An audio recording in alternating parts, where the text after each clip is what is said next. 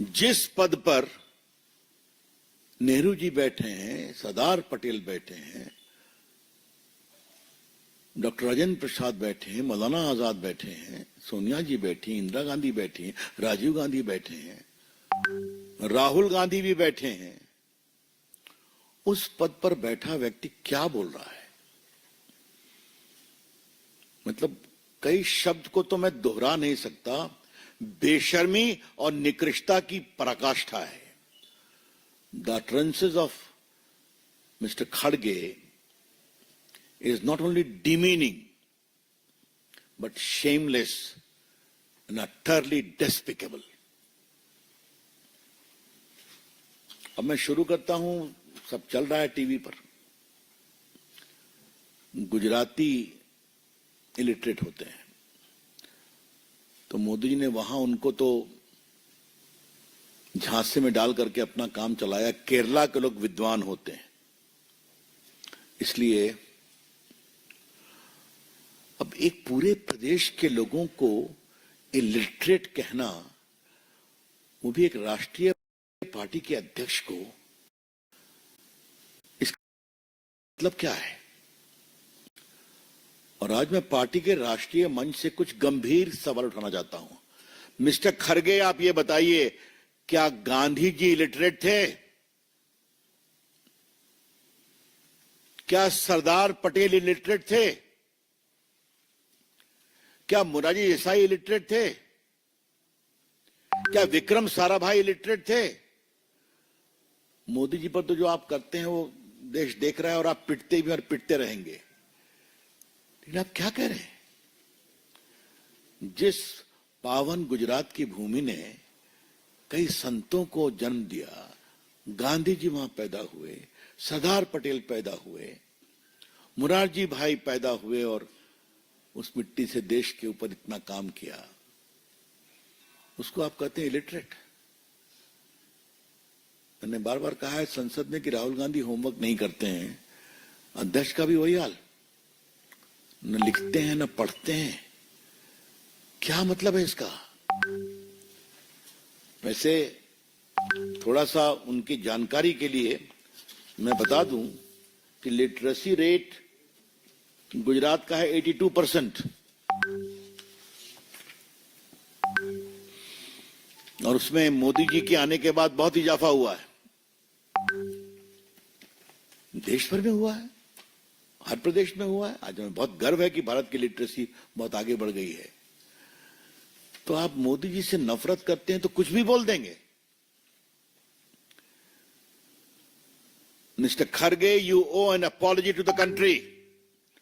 BJP की ओर से हम मांग करते हैं कि कांग्रेस पार्टी के राष्ट्रीय अध्यक्ष माफी मांगे। उन्होंने पूरे गुजरात प्रदेश को इलिटरेट कहा है, अशिक्षित कहा है, जहां से गांधी जी, सरदार पटेल, मोरारजी देसाई, कई वैज्ञानिक, कई संत पैदा हुए।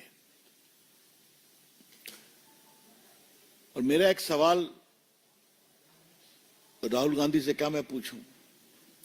सोनिया गांधी जवाब दें, क्या इससे वो सहमत हैं अपने राष्ट्रीय अध्यक्ष की टिप्पणी से? प्रियंका जी जवाब दें, क्या इससे सहमत है वो?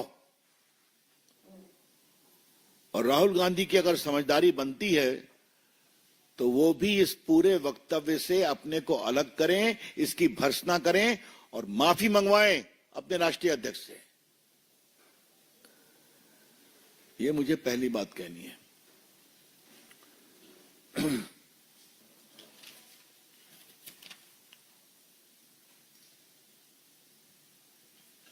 अब देखिए, इन्होंने अच्छा मुझे दे दिया कि गुजरातियों को इलिटरेट नहीं कहा है, बिहार यूपी को भी कह दिया है। अब मैं बिहार से हूं, देवेंद्र बाबू, आपकी क्या प्रतिक्रिया है इस पर? कुछ हम जानना चाहेंगे आपसे। मतलब आप देश में विभाजन करना चाहते हैं क्या? कांग्रेस पार्टी को हो क्या गया है?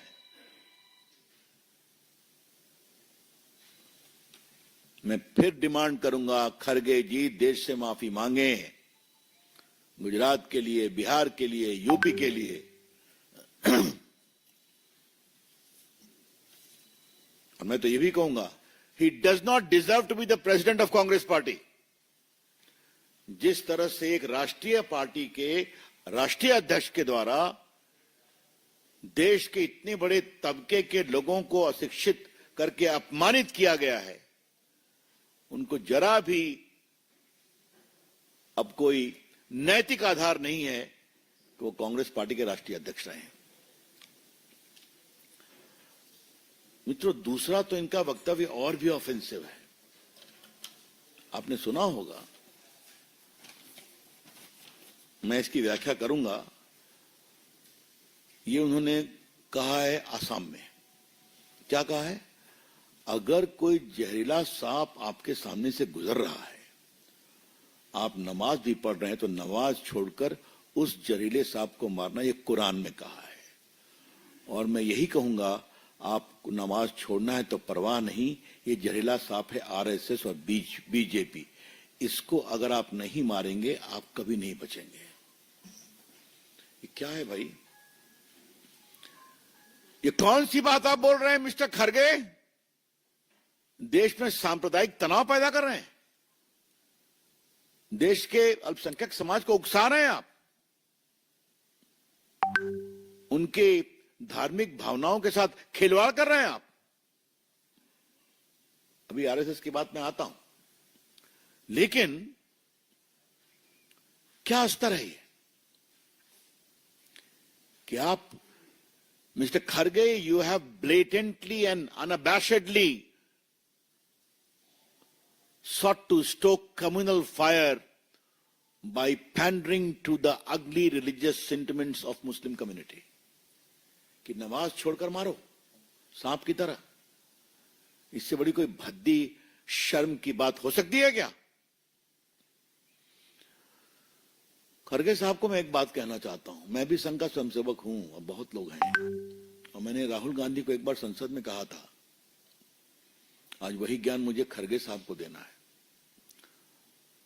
राहुल गांधी ने उस दिन संघ पर बहुत हमला किया था, तो मैंने कहा, मिस्टर राहुल गांधी, आपके पिताजी, आपकी माताजी, आपकी दादी जी और आपके परनाना जी जब से सत्ता में आए तब से संघ की आलोचना करते रहे। संघ कहां से कहां पहुंच गया। आज बड़ी संख्या में संघ के स्वयंसेवक संसद में बैठे हुए हैं, और आप कहां हैं देख लीजिए, देश का प्रधानमंत्री भी स्वयंसेवक है। कभी तो सोचना चाहिए कि देश की जनता इस तरह की टिप्पणियों को पसंद नहीं करती। लेकिन उससे बड़ा सवाल है, श्रीमान खड़गे ने तो सारी मर्यादाओं की सीमाओं का उल्लंघन नहीं किया, बेशर्मी से उसको लांघ दिया। देश की राजनीति का थोड़ा मेरा अनुभव है, इस तरह के शब्द तो वामपंथी भी नहीं बोलते हैं, जो घोर एंटी आरएसएस हैं। इस तरह के शब्द तो माओवादी भी नहीं बोलते। तो पता नहीं सोनिया जी और राहुल गांधी ने किस महान विभूति को बैठा रखा है राष्ट्रीय अध्यक्ष के रूप में। और डूबेंगे कांग्रेस, और बुरी हार होगी कांग्रेस पार्टी की। अगर इस तरह की बात उनका राष्ट्रीय अध्यक्ष बोलेगा तो कांग्रेस पार्टी का भविष्य जो भी कुछ बचा है वो भी समाप्त हो जाएगा। मैं इस पूरे वक्तव्य की बहुत भर्त्सना करता हूं। आई condemn this very not only unfortunate but very shameful comment against the RSS. सांप से तुलना करते हैं, जो एक देशभक्त संगठन है, जिसके लाखों स्वयंसेवक आज समाज के विभिन्न क्षेत्रों में काम करते हैं, देश के लिए, देश की सुरक्षा के लिए, शिक्षा के क्षेत्र में, विद्यार्थियों के क्षेत्र में, मजदूरों के क्षेत्र में। खरगे साहब, कभी आपको संघ का काम देखना है तो आपने आसाम में ये बात कही थी, जाइए हाफलॉन्ग, जाइए नॉर्थ ईस्ट में, और वहां ट्राइबल के विकास के लिए संघ के कार्यकर्ता क्या काम कर रहे हैं। तब समझ में आएगा जमीन पर संघ कितना रचनात्मक काम करता है। लेकिन राजनीति के लिए इस तरह की वैमनस्य बात करना, जिससे सीधा सांप्रदायिक दंगा भड़कने की पूरी आशंका है, ये बहुत दुर्भाग्यपूर्ण है। इसकी मैं पूरी भर्त्सना करता हूं। तो एक तीसरी बात ममता जी के बारे में कहना है, फिर आपको जो कहना होगा सवालों का उसका जवाब मैं दूंगा। ममता जी तो रोज बोलती हैं, लेकिन आज तो कुछ ज्यादा ही बोल गई। अयोध्या से 200 गाड़ियां सीआरपीएफ यूपी में अयोध्या के रास्ते आ रही हैं आपको पीटने के लिए। देखिए मैं बता रहा हूं, आज मैंने सुना है कि 200 गाड़ियों में सीआरपीएफ अयोध्या के रास्ते उत्तर प्रदेश से आ रही हैं आप लोगों पर हमला करने के लिए। कोई भी डरना मत। 15 दिन का छल है, 25 दिन का खेल है, उसका हम ही समझेंगे। खेला का नाम बाबा जी, खेला का नाम बाबा जी।